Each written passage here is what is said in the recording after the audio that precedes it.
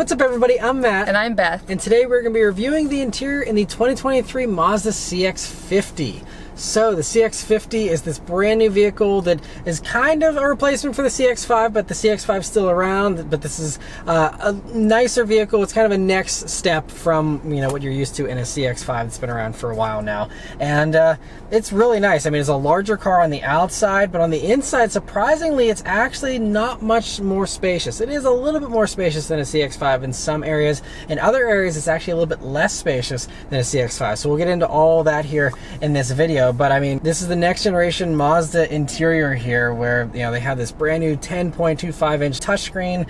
They have the nicer materials. This terracotta leather is a new addition, and the cross stitching. There's a lot that makes this a little more visually interesting than past Mazdas, I think. Yeah, and I really think that the materials are pretty nice, especially this leather in the front here, and it's pretty padded.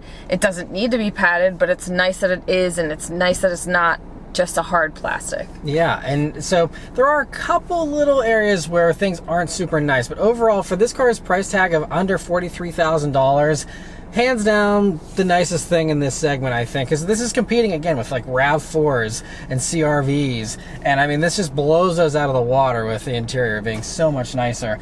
But anyway, first thing, sitting down in these seats here, so you have these leather seats. The terracotta color is just one option. You can also still get black, and they're a nice seat. I mean, they're pretty comfortable. They have the adjustable lumbar here, good support, and they're also heated and cooled here on these upper turbo trims. This one we're in is a fully loaded Turbo Premium Plus, but even if you go for the regular premium version of the Turbo, you'll get the ventilated seats, and even some other versions that are non-turbo, you can get these cooled seats as well, and they worked really well too.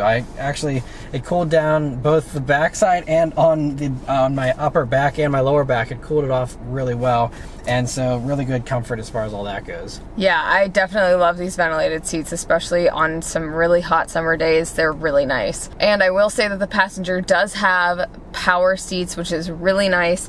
There is no adjustable lumbar support in any type of way, but I think the power seats are definitely great. Yeah, and it can go up and down too, right? So yes. That's definitely nice, because some other cars don't offer that. So the fact that it does have the height adjustment is really nice. So yeah, they did a great job with them. And I also like the stitching on them here, more of that like cross stitching that's a little bit different and kind of sets it off nicely. Yes, and I will say the terracotta is definitely a choice. It is more of an orangey color, but that's terracotta for you. So if you don't like that, definitely check it out in person to see if you do like it, because if you're one that doesn't like an orangey type of a brown color, you're probably not going to like this one. Yeah, I personally like it, but I know, yeah, it's definitely a subjective thing. Yeah. And then moving on to the steering wheel here, that's also really nicely done. These new Mazda wheels are so great with having some of these metal buttons, having a great 9-3 grip, little 10-2 notches, some little paddle shifters here behind the wheel. But all the buttons have a really nice resistance and feel to them. Mazda really obsesses over all those little things, how the buttons feel when you press them and how you interact with the car.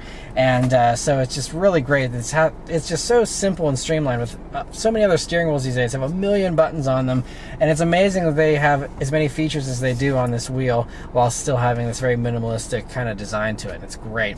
Also, the gauges here in the CX-50 are partially digital, partially analog. So the middle there is digital, but everything else is analog. And so compared to some of the other competitors these days that just have a big screen there, these aren't fully digital. But I don't think that really detracts from the experience. Like, there's a little bit less customization. There's only a different view if you go for the different drive modes of sport or off-road. It changes that middle thing a little bit. But, not a huge deal. They're still really nice and classy. They work well, and they do all the basics just fine, and Mazda also wants to make sure that you're not too distracted, so they actually prefer not having too much customization in that gauge cluster. So you're not going to see, your song information in the gauge cluster, or, a bunch of other stuff that you might see in some other vehicles this competes with. So that's just Mazda's choice, and but I think the gauges still work great. There's also a head-up display here and these upper trims, and so that's nice. It'll give you your speed limit, the speed of course, and then also it'll show you like your cruise control info and even navigation instructions, which is really great, because like I was running Apple Maps through CarPlay and it still put those directions in my head-up display. which a lot of other cars, you only get that in the head-up display if you're using the car's built-in navigation, not any kind of app. This worked with the app, which was great, so I really loved that. The only unfortunate thing about the head-up display is it doesn't really work well with polarized sunglasses, like most head-up displays, so it was just very, very dim. So if you wear polarized sunglasses, you're not going to be able to enjoy that too much.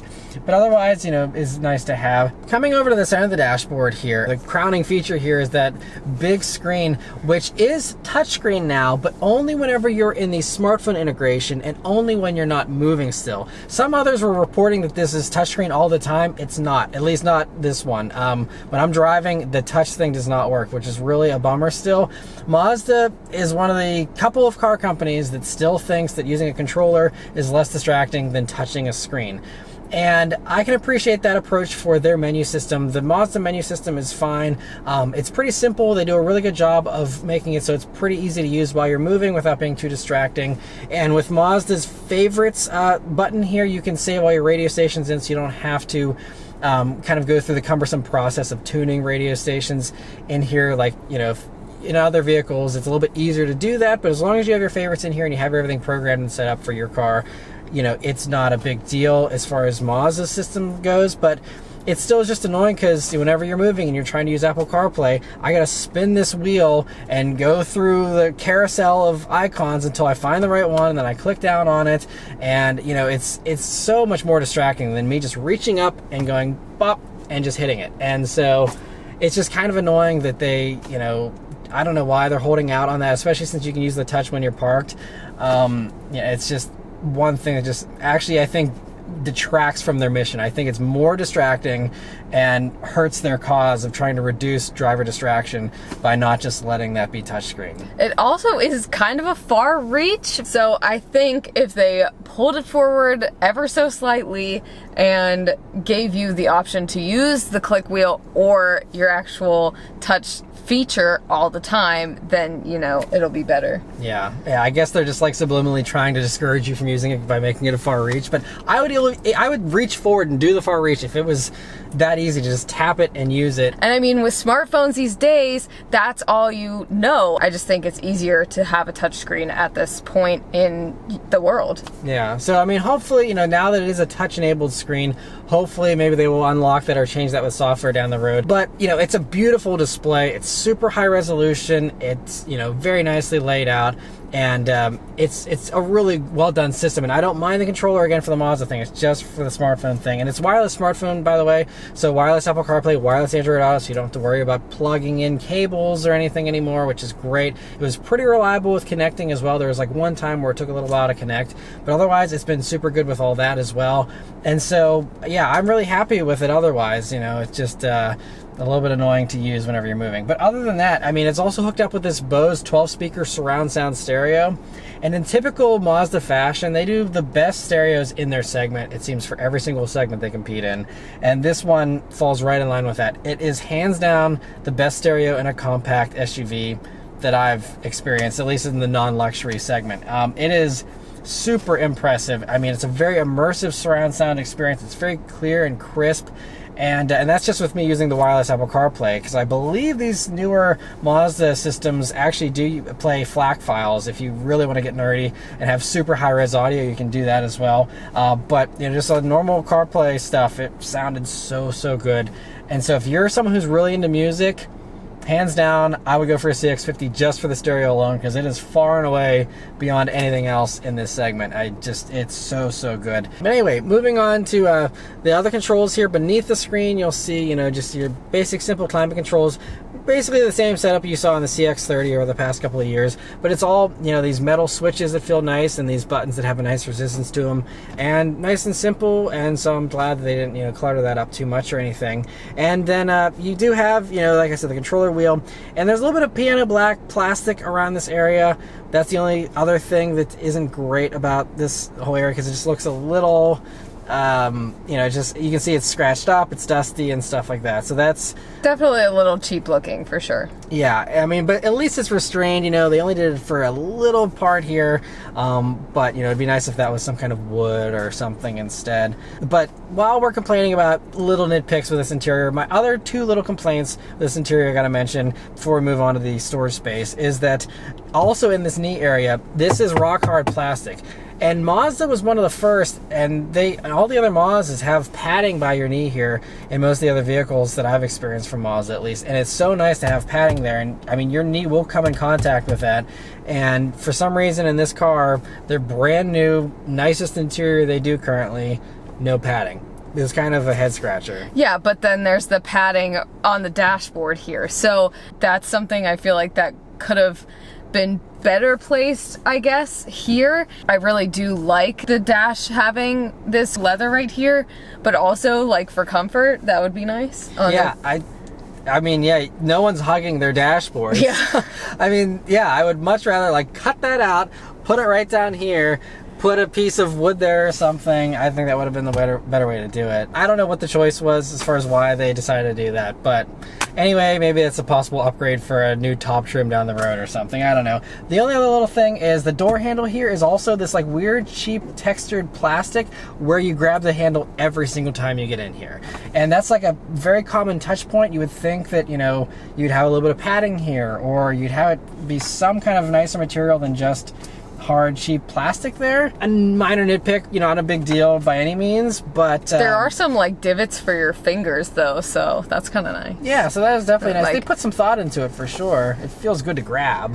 Yeah, so then it could be, you know, your bleep handle. Yeah, you have it as a nice place to hang on when people are terrifying you. But yeah, it'd be nice to have that padding because you have some nice padding on everything else. And again, you have padding on the top of the door here where no one's touching, but the part you're grabbing all the time has no padding. Anyway, minor nitpicks. Like I said, this interior is still the best in its segment, so I'm truly nitpicking. But moving on to the storage space here in the CX-50, it's pretty well done. So you have a nice large pocket in the door with a bottle holder. In the middle here, you have this extra little bonus space next to a power outlet a little further up. You have two cup holders that are nicely out of the way.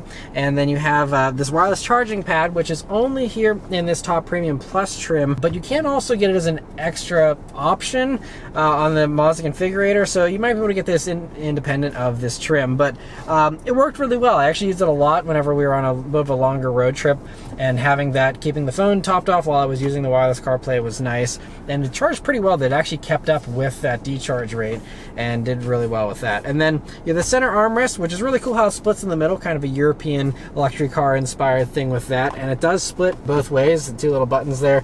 And it's a nice deep cubby. It's not enormous, but as you can see, my sunglasses case fits in there well, and you'll see that you got two USB jacks in there, as well as a nicely hidden SD card slot, and so, you know, good amount of space in there. And so, I mean, I don't think it's the most amount of space in this segment. Again, I think, you know, a CR-V probably has a little bit more storage space in it, but I think overall it's still a pretty good amount of space for this segment, and so good job there. But one other thing before we move on to the back seat, I do want to mention is that I was talking about the dimensions at the beginning of this video and how they're a little bit smaller and a little bit bigger in some areas. And so up front here, you actually have about 1.2 inches less shoulder room than you have in a CX-5 for some reason. Even though this car is 3 inches wider, somehow it got pinched in so you have less shoulder room. You also do have a little bit more legroom up front here. I think it's around an inch more legroom than before. So good amount of, you know, improvements there, but you actually do have a tiny bit less headroom as well. Again, it's very small amounts, but if you're someone who needs every last millimeter of headroom, you know, this is going to be a tiny bit tighter than a CX-5, so just keep that in mind. But moving on to the back seat here in the CX-50, it's a good amount of space. It is, again, almost identical to the back seat in a CX-5 as far as legroom, though. You have, I think, 0.2 inches of extra legroom. So, I mean, you know, a fingertip width of legroom extra maybe, and that's about it. But anyway, I'm 5'9", me sitting behind myself. I still have close to about 4 inches or so of legroom to spare back there. So it's still a good amount of space. It's not as spacious as like a CR-V or something still, I don't think, but you know, good amount of space, and that seat back is soft, so you can push that up a little bit if you need to really cram someone in there. You know, you could be able to, you know, fit maybe even a little bit more than that, but you know, it's a good comfortable back seat. You have this panoramic roof for them to look out of. You know, makes it a little bit of a nicer experience. When we look forward, you'll see they have their dedicated air vents. Here in this Premium Plus trim, you also have heated rear seats, but that's only in this top trim. You also have 2 USB jacks back there for them and a fold down center armrest, and there's little pockets in the doors there. And for those with kids, we have our rear facing car seat here for our daughter, and as you can see, because this back seat isn't much bigger than a CX-5, you'll probably have about the same amount of space as you would have in a CX-5 if you're used to that for car seats, so don't count on any extra space. Again, even though this vehicle is so much bigger than a CX-5 on the outside, there's just not much space on the inside here, but so, you know, it still works though. But you know, again, me being 5'9", sitting in that passenger seat with this front seat in position so that you have enough clearance for that car seat in the back, I have, you know, like a fingertip width before my knee is in the glove box there, so it's still going to be a tight fit with a big rear facing car seat, so keep that in mind. Again, it's a nice large SUV. You'd think you have a ton of space in here, but it's going to be a little bit tight with that, so just want to put that out there. But you know, I'm sure most people can manage just fine. It's still a pretty good amount of space. But anyway, moving on to the cargo space here in the CX-50, that's the last thing where they actually did improve that over the CX-5. So it's now a lower load floor, and it's also a longer space. So it is more roomy than a CX-5 back there, which is great. You'll see the little pockets there on the right and on the left-hand side, as well as a little bit of extra bonus storage. And the left one even has a power outlet in it. And then when you lift up the floor there, you'll see there's a subwoofer there and a spare tire. And that's it. There's no extra storage under the floor. Like some other vehicles, you know, this competes against do have some storage under the floor there, but some of those don't have a spare tire. So having the spare tire is very nice. You have that still here in this. And so again, because it's so long and so deep back there, I mean, I don't think you're gonna have any problems with, you know, throwing all kinds of stuff back there. It'll be very practical for that. And of course, there is again the CX-9 if you need more space. The CX-9 is still significantly larger than this vehicle, and that has the third row option and all that kind of stuff. And so that'll be the way to go if you do want more space than what you see back there. But anyway, that's all of our thoughts here on the CX-50. Overall though, you know, nitpicks aside, I think that this is, you know, hands down the best interior in this segment. The CX-5 was already my favorite in this segment, and now the CX-50's just made it even better than the CX-5, so therefore this takes the new top spot in my mind as being the best compact SUV in this segment, both on the interior and also as far as how it drives. So definitely check out the driving review. I'll link that above as well if you want to hear all of my thoughts on how it drives, how it compares to its competitors pricing-wise, fuel economy, all that kind of stuff. I cover all that in that video, so definitely be sure to check that out. But anyway, that's it as far as all of our thoughts here on the CX-50 interior. Let us know your thoughts on it in the comments below. Thank you guys very much for watching. We'll see you on the next one. Take care.